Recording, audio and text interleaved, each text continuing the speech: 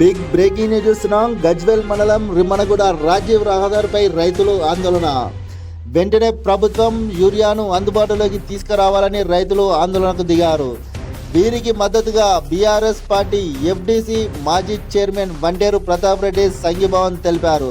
ప్రతాప్ రెడ్డి మాట్లాడుతూ railway rake point పునరుద్ధరించే రైతులకు వెంటనే యూరియాను అందుబాటులోకి తీసుకురావాలని ప్రభుత్వాన్ని డిమాండ్ చేశారు.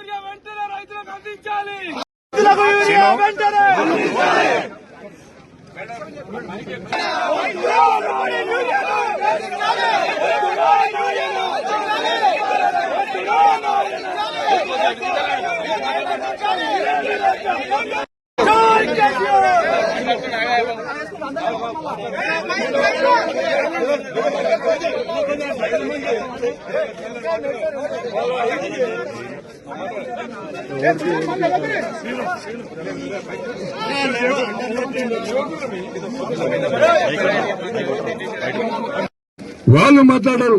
ఇలా రాష్ట్రంలో ఉండే 13,000 గ్రామాలలో ఉన్నటువంటి రైతులందరూ కూడా రోడ్ల మీద భార్యా పిల్లలతో వచ్చి పాస్ పుస్తకాలు తీసుకొస్తారు. అది కూడా ఏందమ్మా ఓటీపీ పెట్టిండ్రు. వాడు ఫోన్ వేసి చూడరాదు. ఆ ఫోన్ లోకి వెళ్ళి ఓటీపీ తీసి ఓటీపీ నంబర్ చెప్పి పాస్ పుస్తకం నంబర్ చెప్పి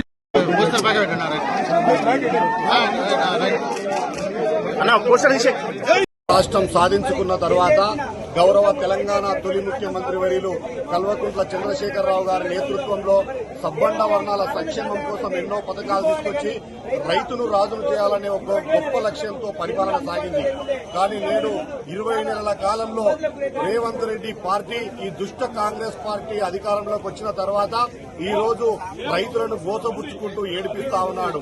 ఈ రోజు రైతులకు పంట వేసుకునే సమయంలో ఈ రోజు ఎరువులను అందించలేనంత దీన స్థితికి తెలంగాణ రాష్ట్రాన్ని తీసుకొచ్చిన దుర్మార్గుడు ఈ రేవంత్ రెడ్డి కాంగ్రెస్ పార్టీ ప్రభుత్వం. అయ్యా కాంగ్రెస్ పార్టీ నాయకులారా, మీరు దాచుకునే కాడ దోసుకునే కాడ మాత్రమే మీరు ఉంటా ఉన్నారు. కానీ కింద ఉండేదంతా రైతాంగం. మనకు రైతుకు దేశానికి అన్నం పెట్టేటువంటి రైతన్న ఏదైతే ఆ రైతులను మీరు గోసబుచ్చుకుంటా ఉన్నారు, ఈ రోజు ఏడిపిస్తా ఉన్నారు. తస్మాత్ జాగ్రత్త. రైతు ఏడ్చిన రాజ్యం, ఏడ్చిన యువతం బాగుపడ్డ దాఖలాలు లేవు. ఈ రోజు మనకు అన్నం పెట్టే రైతన్నకు ఆ పెట్టుబడికి పైసలు పెట్టినా గానీ ఇలా యూరియా దొరికే పరిస్థితి లేదు. కానీ నేడు అది ఆ రైతుల బాధను చూసి చలించిపోయినటువంటి బీఆర్ఎస్ పార్టీ ఈ రోజు మా వంటేరు ప్రతాప్ రెడ్డి అన్న గారి నాయకత్వంలో, మా ఎమ్మెల్సీ డాక్టర్ యాదవరెడ్డి సార్ గారి నాయకత్వంలో గజ్వేల్ నియోజకవర్గంలో గౌరవ జిల్లా మాజీ మంత్రివర్యులు హరీష్ రావు గారి సూచనతో రైతులకు మద్దతుగా రైతులు ఎవరు ఇబ్బంది పడొద్దనే ఉద్దేశంతో ఈ రోజు వర్షం పడుతున్నా గానీ ఈ గజ్వేల్ నియోజకవర్గ బీఆర్ఎస్ పార్టీ పక్షాన పెద్ద ఎత్తున ఇక్కడ వంట వార్పు రోడ్డు ఇలా రాజీవ్ రహదారి ముట్టడి కార్యక్రమం పెట్టడం జరిగింది. ఇది ఏదైతే రైతులను కోసపెడుతున్నటువంటి కాంగ్రెస్ పార్టీ నాయకులారా, ఎమ్మెల్యేలు, మంత్రులారా, ఏసీ రూమ్లలో ఉంటే ఈ రైతుల బాధలు తెలివాయి. మీకు దమ్ము ధైర్యం ఉంటే అన్నం పెట్టే రైతన్న దగ్గర రండి, గ్రామాలకు రండి, పట్టణాలకు రండి, వ్యవసాయ భూముల దగ్గర రండి. వస్తే మీకు రైతుల బాధలు ఏందో తెలుస్తాయి. కానీ మీరేమనుకుంటున్నారో సిటీలలో ఉండి మీడియాకు మాత్రమే పరిమితం అవుతా ఉన్నారు. రేపు రాబోయేది ముంగటుంది ముసుర్ల పండుగ. ఏది స్థానిక సంస్థల ఎన్నికలు వస్తా ఉన్నాయి. అలాగే రేపు ఇంకా ఉప ఎన్నికలు కూడా వచ్చే అవకాశం ఉన్నది. ఈ రైతుల పవర్ ఏందో, రైతుల బలమేందో కూడా మీకు రుచి చూపించడానికి తెలంగాణ యావత్ రైతాంగం అంతా కూడా సిద్ధంగా ఉన్నది. ఖబర్దార్ ఒక్కటే విషయం చెప్తా ఉన్నాం. ఇప్పటికైనా రైతుల బాధలు ఏవైతే ఉన్నాయో అటొక నీళ్లిప్పమంట నీళ్లిప్పరు.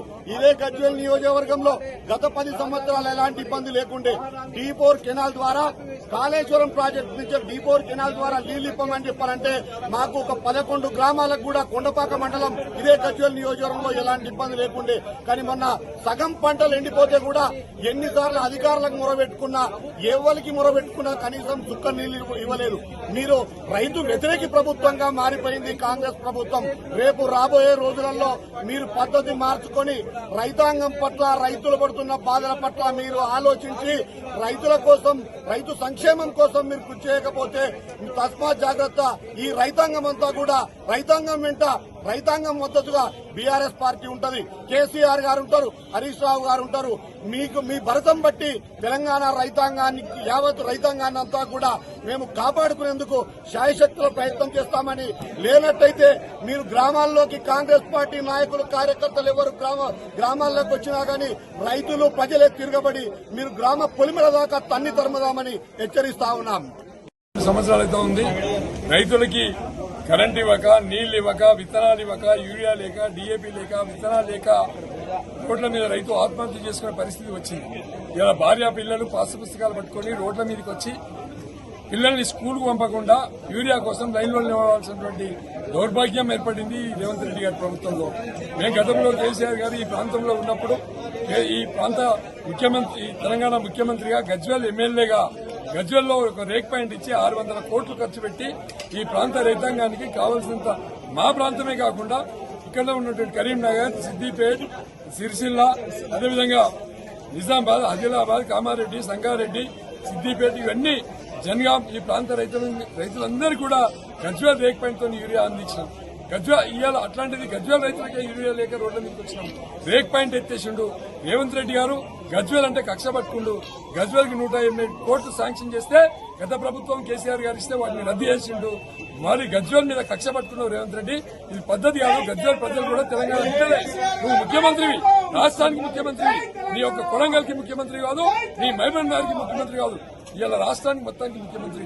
రాష్ట్రంలో ఉండే 13,565 గ్రామాల రైతులు రోడ్ల మీదకి వచ్చి యూరియా సంచులు అడుక్కుంటుంటే, గుచ్చం ఎత్తుకుంటుంటే సోయి లేదా, సిగ్గు లేదా అని చెప్పి అడుగుతా ఉన్నా.